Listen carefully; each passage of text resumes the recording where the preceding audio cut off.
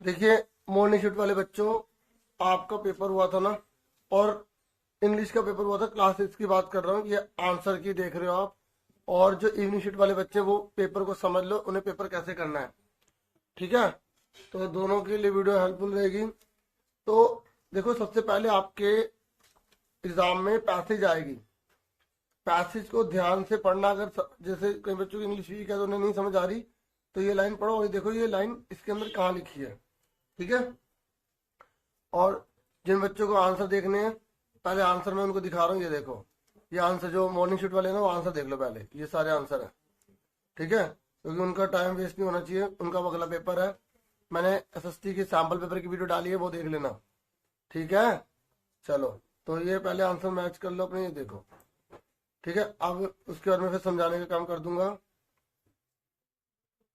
ठीक है, ये सारा मैंने आपसे शेयर कर दिया है, सारा का सारा। ठीक है, अब आ जाओ इवनिंग शिफ्ट वाले बच्चों, पेपर समझ लो।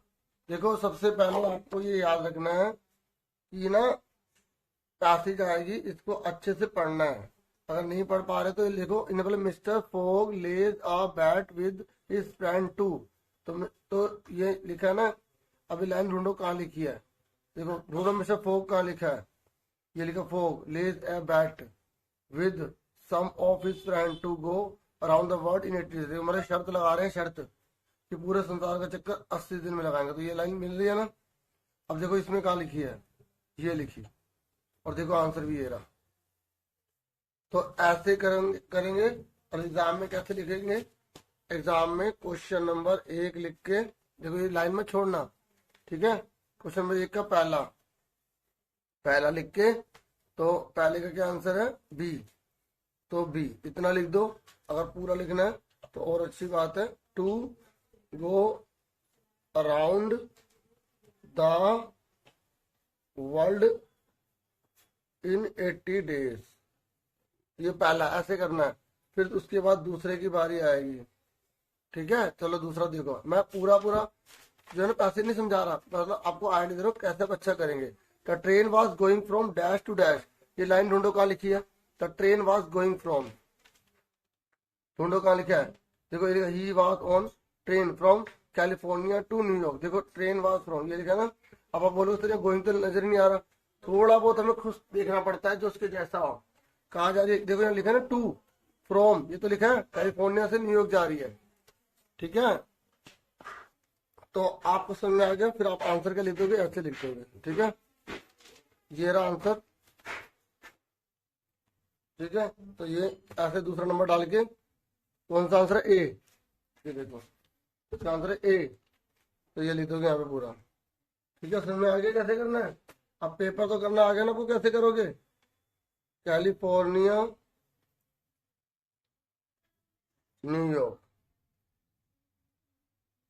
ठीक है, अपनी राइटिंग में अच्छे से लिख लेना। तो ऐसे ये सारे करने हैं। ठीक है, क्योंकि अब मैं सारे नहीं करा सकता, सिर्फ आपको गाइडेंस देने के लिए वीडियो बना रहा हूँ। कुछ बच्चे कहते सर थोड़ी सी गाइडेंस प्रोवाइड कर दो जो पेपर है, तो इसलिए मैं आपके लिए वीडियो लेकर आया हूँ। ठीक है, तो 5वें में बोला है कलेक्टिव नाउन बताओ, इसमें से कलेक्टिव नाउन कौन सी है। अब ये सारे क्वेश्चन का आंसर देख लो, अपने ढूंढ लेना। ठीक है, चलो, अब कलेक्टिव नाउन पता ना क्या होती है आपको, बताओ। जब बहुत सारी बफेलो इकट्ठी हो जाती है तो उसको क्या बोला जाता है, गैंग, फ्लाइट, फैमिली, हर्ड। तो हो सकता है इसमें ही दे रखा हो। ठीक है, हमने क्योंकि ये तो पढ़ी नहीं है। ठीक है, यहाँ देखो कहीं लिखा है इसके बारे में, बफेलो के बारे में नहीं लिखा, तो हमें खुद ही बताना था। हमें खुद ही बताना था कि जब बहुत सारी बफेलो भैंस इकट्ठी होती है तो क्या बोलते हैं, तो उसे बोलते हैं हर्ड। क्या बोलते हैं, हर्ड। तो ये आपको पास्ट एक्सपीरियंस होगा तभी आप कर पाओगे। ठीक है, अगर आपने 5वीं चौथी में पढ़े थे ना कि बहुत सारे जैसे ग्रुप इकट्ठे होते हैं अलग अलग, उसे क्या बोलते हैं, जैसे मछलियों का जो ग्रुप होता है उसे स्कूल बोला जाता है ना, है ना। तो इस तरीके से ये अब अगली है पैसेज। तो इस पैसेज को फिर पढ़ के आंसर करना है। कर लोगे ना, कैसे करना है, कर लोगे। ठीक है, देखो इधर मैं आपको बताता हूँ। हमारी दूसरे नंबर की पैसेज है। देखो यहाँ लिखा, Ivan is known as dash gorilla. देखो ये देखो, पहले ढूंढो कहाँ, नोन एज ढूंढो, नोन एज। ठीक है, तो यहाँ देखो आराम से बच्चों, ये हार्ड वाला मिल गया। देखो ये लिखा था, ये रहा, हार्ड ऑफ बफेलो लिखा तो था। तो चलो मजा आ गया, इसी में लिखा था, ठीक है, मिल गया था बाद में, है ना, अभी देख रहा मिल गया। चलो अब इस पे आ जाओ। अब आपको ये बताना है कि Ivan is known as dash gorilla. बताओ इसका आंसर। देखो पहली लाइन में आंसर है इवान इज नोन एज, ये लिखा आई वन और शॉपिंग मॉल गोरिल्ला लिखा है ना, गोरिल्ला गोरिल्ला गोरिल्ला से पहले कौन है, शॉपिंग मॉल, तो ये इसका आंसर आ गया। ठीक है, इस तरीके से करना था ये। ठीक है, आंसर देख लो, ये आंसर है। ठीक है, ये हमारे आंसर है, कहाँ गए ये। ठीक है, समझ में आ गई आपको। तो ऐसे ये सारे कर लोगे, आंसर कर लोगे ना। अब यहाँ बोला गया अपोजिट वर्ड, अपोजिट मतलब उल्टा, मैंने का क्या होता है, फ्यू। ठीक है, देखो उसके बाद आपकी राइटिंग स्किल है। यहाँ पर आपको बोला गया कि आपको एप्लीकेशन लिखनी है। ठीक है, तो आपको ये क्लू बता रखे, पहले क्या आता है आपका एड्रेस, ठीक है, फिर उसके बाद डेट, फिर स्कूल का नेम, सब्जेक्ट, फिर ये। अगर आप ये नहीं करना चाहते ना, ये वाली एप्लीकेशन नहीं करना चाहते, तो आपने अगर ये वाली याद कर रखी है तो ये देखो, ये ना हिंट होती है, इसको यूज करो ना करो मर्जी होती है, कंफ्यूज मत होना कि ये अब करें, ये हमें जो याद है, जैसे किसी बच्चे ने ये वाली याद कर रखी है, ठीक है, तो ये वाली लिखूं या ये वाली लिखूं, तो आप ये वाली भी लिख सकते हैं जो आपने याद करी हुई है। ठीक है, जो आपने याद कर रखी है वो आप लिख सकते हैं। ठीक है, ये केवल जो एग्जाम में दिया जाता है, हिंट दी जाती है, आप इसको यूज करो ना करो मर्जी होती है। अब यहाँ पर लिखा पैराग्राफ माय फेवरेट बर्ड, तो ये हिंट है, इसको यूज करो ना करो मर्जी होती है आपकी। ठीक है, आपने जो याद किया वही लिख देना, जिसने कि यहाँ पे अगर पैरेट का देगा तो आपको पैरेट का लिखना है, नहीं ये लिखो या ये लिखो, माई स्कूल, आपकी मर्जी है, दोनों में से कोई भी लिख सकते हो। ये लाइन यूज करो ना करो मर्जी है, आपने माई स्कूल जो याद रख रखा है ना, या माई फेवरेट बर्ड याद रख रखा है, वही करना है। ठीक है, अब उसके बाद देखो ग्रामर है। ग्रामर में देखो यहाँ पर क्या लिखा है, यहाँ पर आपको बताना है इनमें से क्या आएगा। देखो एग लिखा है ना, एग, तो मैंने आपको सिखाया था, जैसे अगर वोवल आ जाए, वोवल साउंड, वोवल ना वोवल साउंड आ जाए, वोवल साउंड मतलब आ से लेकर अगर अड़ा खाली की आवाज आएगी तो वहां पे एल लगाते हैं। भाई आ रहा एग, एग, एग, ए से एडी, तो यहाँ पर क्या लगाएंगे, एल लगाएंगे। ठीक है, समझ में आ गई। तो अगर मान लो यहाँ पर लिखा होता कार, तो यहाँ पर कार है, जब का आता है तो मतलब का से लेकर अगर ज्ञा के बीच में आता है या का से क्या आता है, तो वहां पर क्या लगाएंगे, हम ए लगाएंगे। और कोई खास चीज होती है तो वहां दा लगाते हैं। ठीक है, तो इसलिए यहाँ पर ई लिखा है तो एल लगाएंगे। अब Ganga is the Holi river of Hindu, Ganga खास है ना, गंगा नदी खास है, तो इसलिए दा लगाएंगे, इसका दा आंसर आएगा। ठीक है, अब देखो इनमें मतलब बॉक्स का प्लूरल क्या होगा, मतलब आपके चेंज द नंबर आ रहे हैं तो कोई और भी आ सकता है, बॉक्स का बॉक्स ही था आएगा। फुट का प्लूरल क्या होता है, फुट का होता है फीट। ठीक है, अब मान लो आप में आ जाएगा मैन, तो मैन का क्या होता है, एम एन मैन। अगर आप में वुमन आ गया तो वुमन का क्या होगा, वीमेन, बस एक ही जगह ई कर देंगे।